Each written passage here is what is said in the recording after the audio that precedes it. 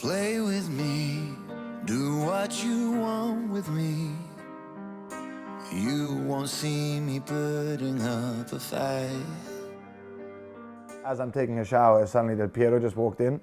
So I ended up not only playing with Del Piero, but taking a shower with Alessandro Del Piero, which was pretty cool, I'm not gonna lie. This feeling that I feel, I don't wanna hide.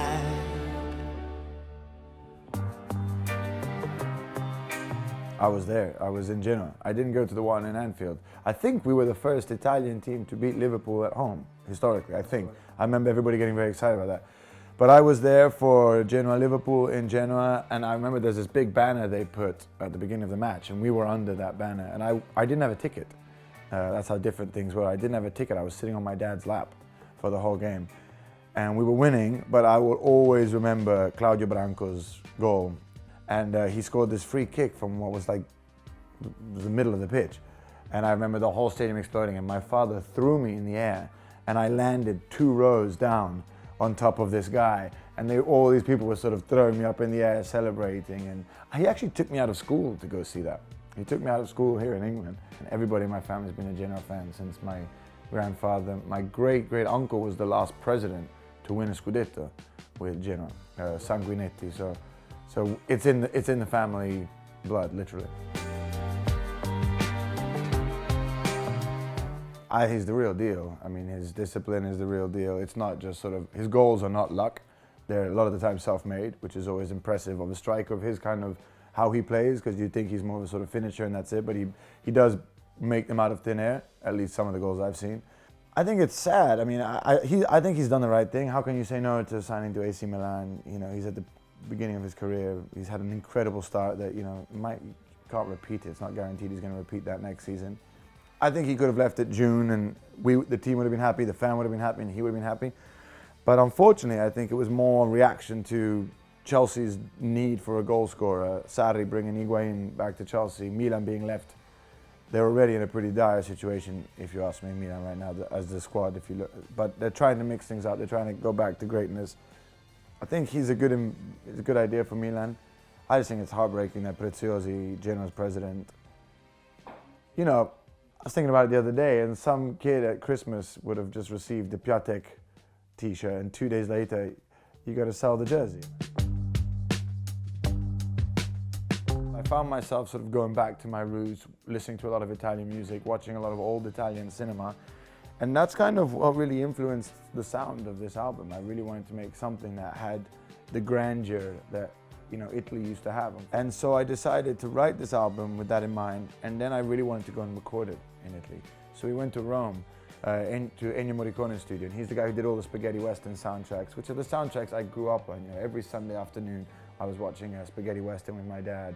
And yeah, I just really wanted to touch into that mood that I think has been lost a little bit. And I wanted it to sound like nothing else that you hear right now.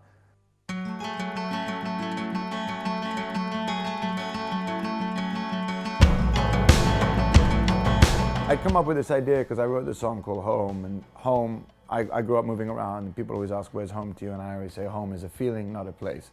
And that's how I like to think of it. And so when we came to do the video, the question was, okay, well, where do you get that feeling? And rather than do it in a family environment, which is usually where you get the feeling of home, I thought, well, there is one other situation where I get the feeling of being at home. That's being at the stadium. And so I thought, why don't we film it there?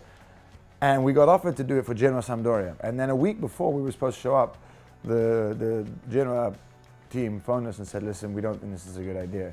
We can't guarantee your safety. We just can't guarantee that things don't come flying at you and stuff like that. So probably best just to avoid it. So we did, and then they said, listen, we can offer you Genoa-Juventus. Why don't you come back in 2 weeks and do Genoa-Juventus?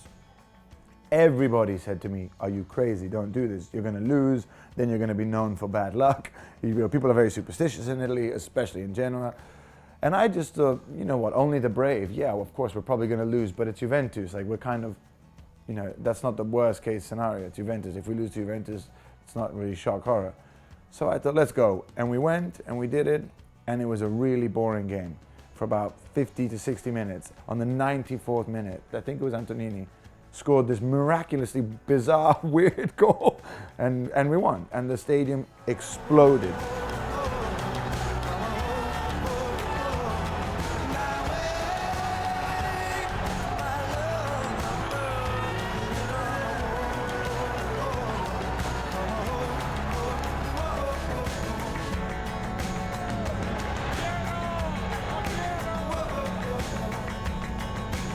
this is how the story goes. How true it is, I don't know, but we found a suitcase filled with some lyrics of Bob's from like the 90s that he never used. And we're now thinking about what to do with them. And would Jack be interested in seeing these and seeing if he wants to try something with that? Of course, I said yes to this idea, but thinking it was never going to happen. And 2 days later, I get an email signed with these two sort of poems, is the only way I can describe them, signed Bob. And I was fine about it until it was actually my wife's face. I remember she just had this look on her face of like, don't screw this up. This is a big deal, don't screw it up. At the end of the game, this was a bit of random, but at the end of the game, everybody does showers and stuff like that, and I was doing an interview or whatever, and I got held back, and at the end, everybody sort of left. But as I'm taking a shower, suddenly Del Piero just walked in, so I ended up not only playing with Del Piero, but taking a shower with Alessandro Del Piero, which was pretty cool, I'm not gonna lie.